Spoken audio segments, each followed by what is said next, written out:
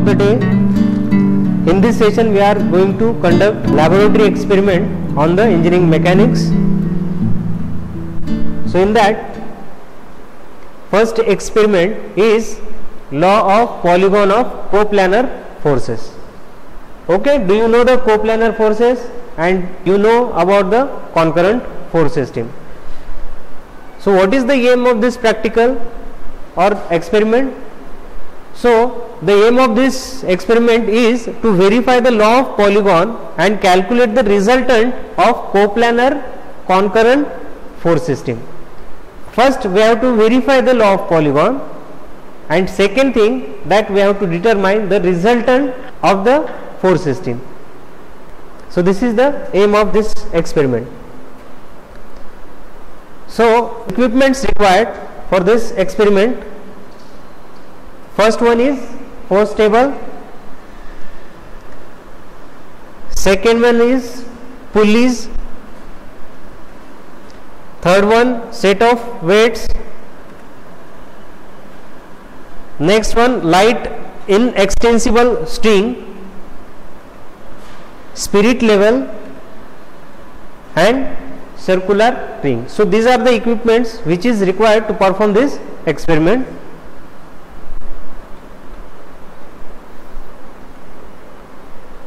So this is the theory about the experiment. So see, the law of polygon of forces states that if any number of coplanar concurrent forces can be represented in the magnitude and direction by the side of polygon taken in order, then their resultant will be represented by the closing side of the polygon taken in opposite order. This is the law of polygon. See, if the forces form a closed polygon, then the system is in equilibrium. अगर आपका polygon close होता है तो वहां पे resultant find out करने की जरूरत है क्या? नहीं है, ऑलरेडी वो सिस्टम जो है इक्विलिब्रियम कंडीशन में है. जैसे कि मैंने एग्जांपल दिया, this is the pen. If I pull this pen in this direction by this hand and again I will use this hand to pull the pen in this direction. Okay, if the force of this hand is equal to force of this hand, the pen it is in equilibrium condition. Figure 1.1 and figure 1.2 shows a system of 5 forces F1, F2, F3, F4, F5, and the forces are forming a closed polygon in the first figure.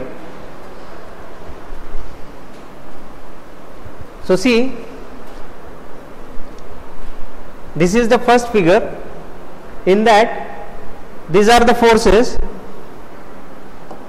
F1, F2, F3, F4 and F5, and this polygon is closed.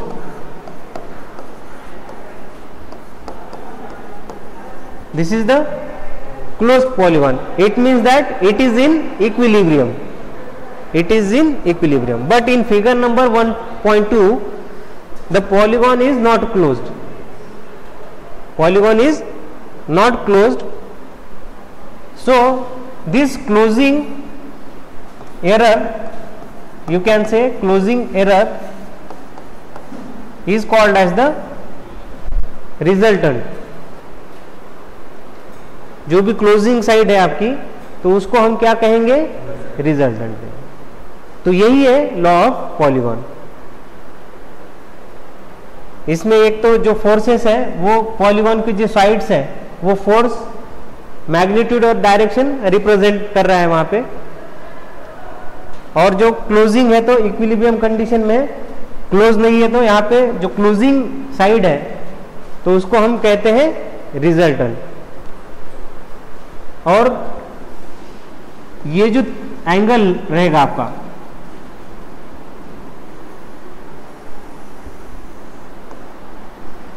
so that angle is called as the theta. So the forces are forming a closed polygon in the first figure, and hence they are in equilibrium, and in second figure the system is not in equilibrium and the closing side shown by the dotted line denotes the resultant R of the force system. तो वो R हमें find out करना है और respective जो theta है with the horizontal that also we have to determine.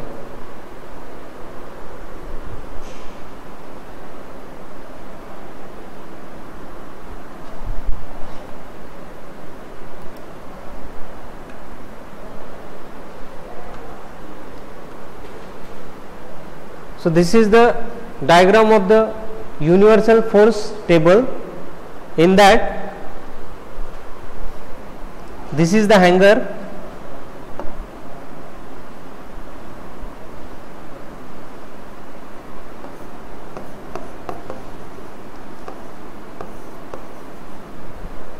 this is the hanger, this is the string, inextensible string. Again this is pulley, this is the force universal force table,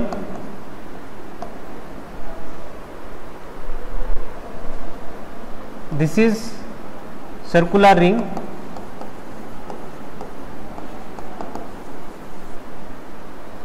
this is the pivot, okay, and this is the stand.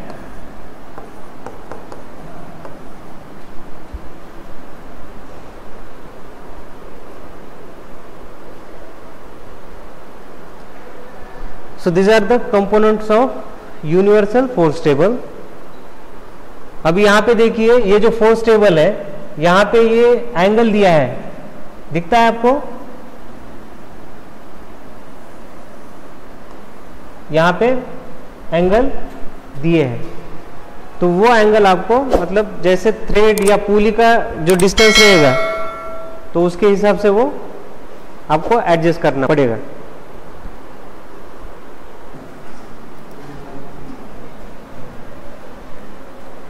So one by one we will see the procedure of this experiment. So first set up the apparatus provided after the measuring and recording the weights of the pan. तो जैसे कि सबसे पहले क्या करना है, आपको wait लेने हैं, है ना, जो सेट ऑफ वेट है उनका वेट सबसे पहले चेक करना है, वो फिर हैंगर का रहेगा या आपके वेट का रहेगा. Second, level the force table by adjusting the foot screw and check it with the help of bubble tube. जो फुट स्क्रू है, फुट स्क्रू कहाँ पे देखे थे आपने? फुट स्क्रू को एडजस्ट करके आपको टेबल को क्या करना है, लेवल करना है, और बबल ट्यूब के जरिए आपको टेबल हॉरिजॉन्टल है कि नहीं उसकी हॉरिजॉन्टलिटी आप चेक कर सकते हैं. तो सेकेंड स्टेप में क्या करना है आपको, level the force table by adjusting foot screw. So this is the second step. Next one, apply the forces P1, P2, P3, P4 and P5 so that the pivot remains at the center of ring. अभी जो 5 force दिए हैं, 5 string दिए हैं, 5 पुली दिए हैं, तो उसको क्या करना है आपको P1, P2, P3, P4, P5 force लगाने हैं, और क्या करना है जो पिवेट है, सेंटर का पॉइंट जो है पिवेट, वो सेंटर रिंग में आना चाहिए. और उसके बाद क्या करना है, note down the magnitude and direction of the forces. Next one, observe the angle between consecutive forces and note it. ठीक है, फोर्स लगाने के बाद मैग्नीट्यूड आपने लिया है, उसके बाद आपको क्या करना है, कंसेक्यूटिव एंगल. कंसेक्यूटिव मतलब क्या है, एक के बाद एक. कंसेक्यूटिव मतलब क्या, एक के बाद एक. तो यहाँ पे एंगल कैसे लेने हैं, कंसेक्यूटिव मतलब P1 और P2 इनके दो फोर्स में का जो एंगल है वो लेना है, वो consecutive.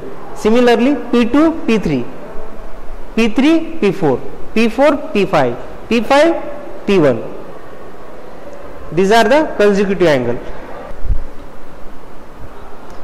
Next one, draw the space diagram for each reading using Bose notation and then draw the force polygon with proper scale for all forces on graph paper. इसके बाद आपको स्केल के हिसाब से आपको स्केल लेना है।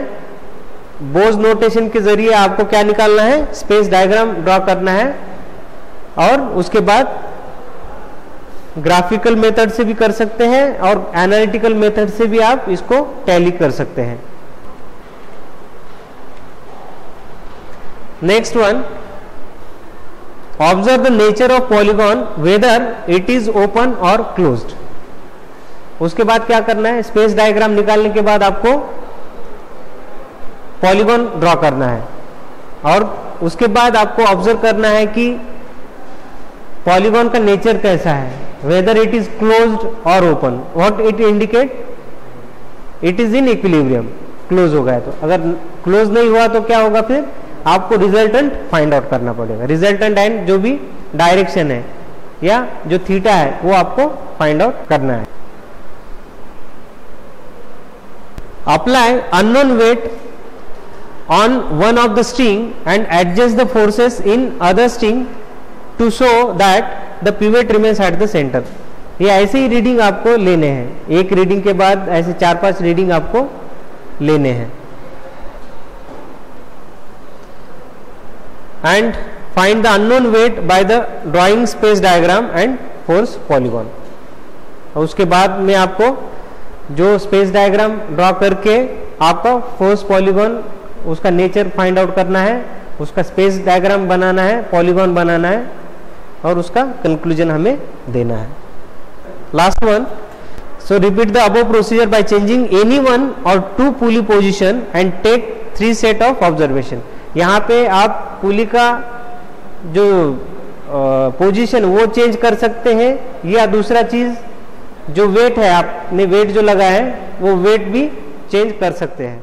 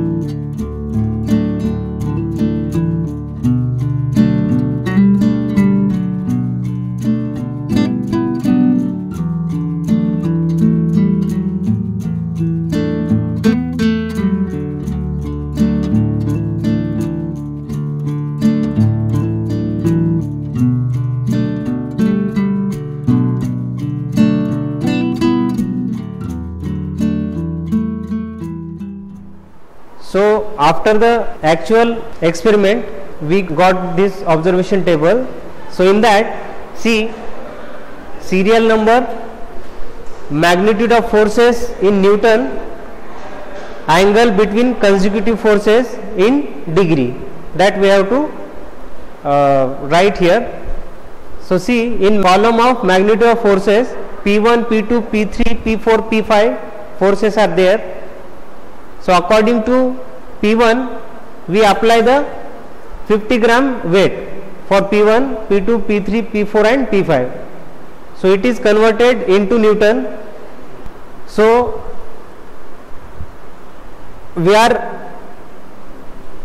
just write these forces in Newton, and according to that we have taken the consecutive angle between the forces. Okay.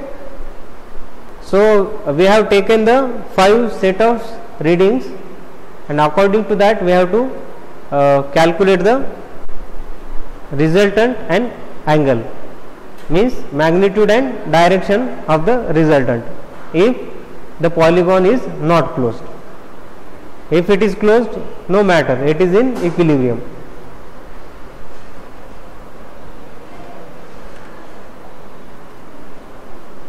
So this is the sample calculation.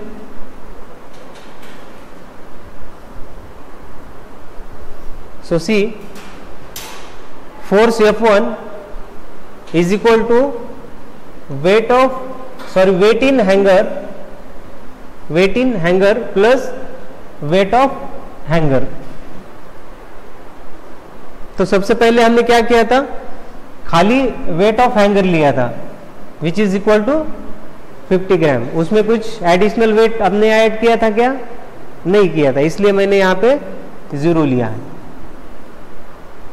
So weight in hanger plus weight of hanger, तो weight of hanger का ही हमने सबसे पहले reading लिया था, तो वो है 50 ग्राम. तो टोटल फोर्स कितना आ गया, ये वेट है, ठीक है, this is the weight 50 gram. So this we have to convert it into the newton. So how to convert this, we know that 1 kg is equal to 9.81 Newton. For sake of simplicity, we just round this 9.81 is equal to 10 Newton. Okay, means 1000 gram is equal to 10 Newton. So 1 gram is equal to 0.01 Newton. तो आपका wait कितना है, 50 ग्राम है, तो 50 ग्राम को क्या करना है, 0.01 से मल्टीप्लाई कीजिए, तो वो आता है आपका 0.5 newton. So this is the force F1, और you can say this is P1. Similarly force P2 और F2 is equal to 0.5 newton, force F3 और P3 is equal to 0.5 newton, force F4 और P4 is equal to 0.5 newton, and force F5 और P5 is equal to 0.5 newton.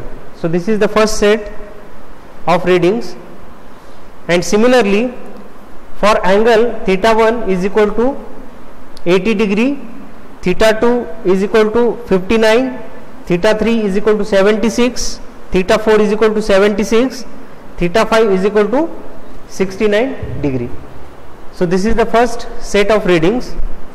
So for this we'll calculate the, or we'll draw the space diagram and polygon. ठीक है, अभी इसके बाद क्या करना है, आपको स्केल लेना है, तो इसको मैं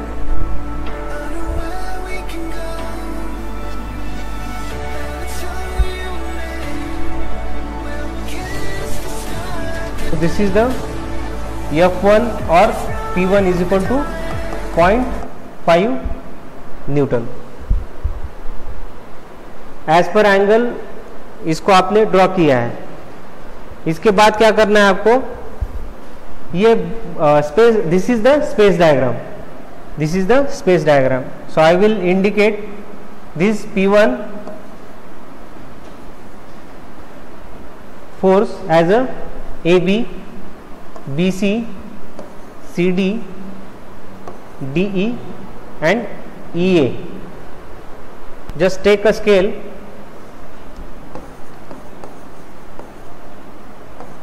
One centimeter is equal to 0.1 Newton.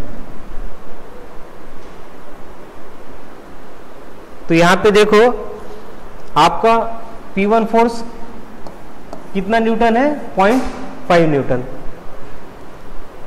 ठीक है, तो हमने स्केल लिया है 1 centimetre is equal to 0.1 newton. तो 0.5 के लिए कितने सेंटीमीटर आएंगे, 5 सेंटीमीटर आएंगे. तो अभी ये फोर्स मैंने यहाँ पे ग्राफिकल में मैं रिप्रेजेंट करने वाला हूँ by using the Bhoj notation. तो बोज नोटेशन में क्या है, अभी P1 हमने कैसे इंडिकेट किया है, स्पेस डायग्राम में AB से डिनोट किया है. तो अभी मैं यहाँ पे इस फोर्स को इंडिकेट कर रहा हूँ. यहाँ पे देखिए अभी आपको स्केल लिया है 1 centimetre is equal to 0.1 newton. तो 0.5 इज इक्वल टू 5 सेंटीमीटर. तो 5 सेंटीमीटर मैं यहाँ पे ड्रॉ करूंगा. वो फोर्स कौन से डायरेक्शन में जा रहा है, राइट डायरेक्शन में जा रहा है. ठीक है, it is horizontal. So I will denote this force by using Bow's notation. That force is equal to 0.5 newton. Okay, this is the P1. AB tail is A and जो leading है उसका head, तो उसको B direction में हम जा रहे हैं. जैसे कि लॉ ऑफ पॉलीगॉन में क्या कहा है कि all the forces taken in order, मतलब एक ऑर्डर में ही लेना है. तो देखो सबसे पहले मैंने लिया है P1, उसके बाद P1 और P2 का एंगल कितना है, 80 डिग्री. उसके बाद यहां से 80 डिग्री में मैं दूसरा फोर्स ड्रॉप करने वाला हूं. या सिंपली अगर ये आपने as per angle find out किया है तो सिंपली क्या कीजिए, इसको पैरेलल यहां पे ड्रॉ कीजिए लाइन. पॉलीगॉन कैसे ड्रॉ करना है ये बता रहा हूं मैं by using this space diagram. Okay, this is the space diagram.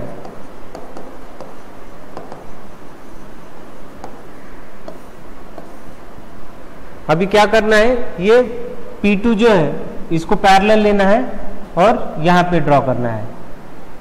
और जो लाइन का लेंथ है वो कितना रहेगा, 5 सेंटीमीटर. क्योंकि उसका जो फोर्स है कितना है, वो 0.5 न्यूटन है. तो इस डायरेक्शन में मैं फिर से दूसरा लाइन ड्रॉ कर रहा हूं, उसको पैरेलल. तो ये कौन सा है आपका, BC. B है ऑलरेडी उसका टेल और हेड आ जाएगा C. ये है P2. तीसरा force P3 CD. C already है आपके पास, अभी D को डिफाइन करना है. तो सिंपली इसको पैरेलल लाइन यहां पे ड्रॉ करना है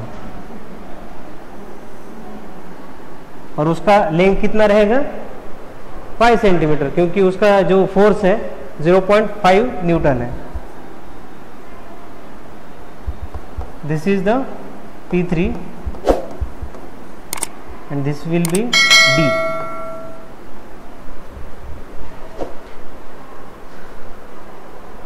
ठीक है, यहां तक आ गए. उसके बाद ये फोर्स है P4. P4 मतलब ये डायरेक्शन में जा रहा है, तो इसको पैरेलल यहां पे लेना है.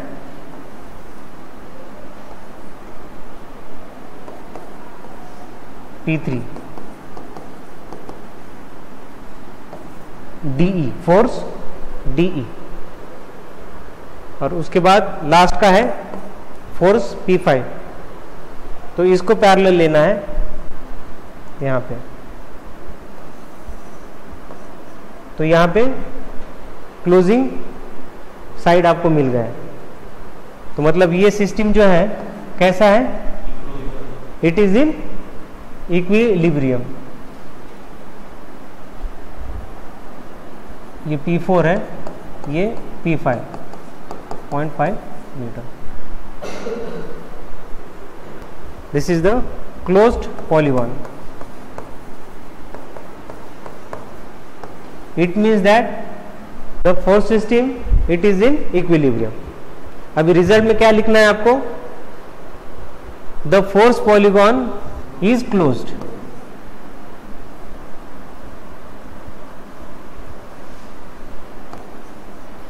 कंक्लूजन में क्या कह सकते हैं आप, see first conclusion is the ideal conclusion is that the force polygon must be close for the system in equilibrium. अगर इक्विलिब्रियम में आपकी सिस्टम है तो जो पॉलीगॉन रहेगा तो वो क्लोज हो जाएगा। This is the first conclusion. Second one, if the force polygon is not close the probable reason of error is due to manipulation. अगर पॉलीगॉन आपका क्लोज नहीं होता है तो उसका रीजन क्या हो सकता है, मैनिपुलेशन, मतलब आपने ठीक से रीडिंग नहीं ली है ना, मैनिपुलेट किया है आपने, तो उसकी वजह से भी एरर आ सकता है। Second one, instrumental error. अगर इंस्ट्रूमेंट में अगर कुछ एरर रहता है बाय डिफॉल्ट, ठीक है, कैलिब्रेटेड इंस्ट्रूमेंट नहीं रहता है, तो वो केस में आपका इंस्ट्रूमेंटल एरर भी आ सकता है, जिसकी वजह से आपका जो पॉलीगॉन है वो क्लोज नहीं होगा। या ऑब्जर्वेशन एरर की वजह से भी आपका पॉलीगॉन क्लोज में भी नहीं होगा। तो ये तीन एरर हो सकते हैं, वहां पे मैनिपुलेशन है, इंस्ट्रूमेंटल एरर है या ऑब्जर्वेशन एरर है। This is the conclusion.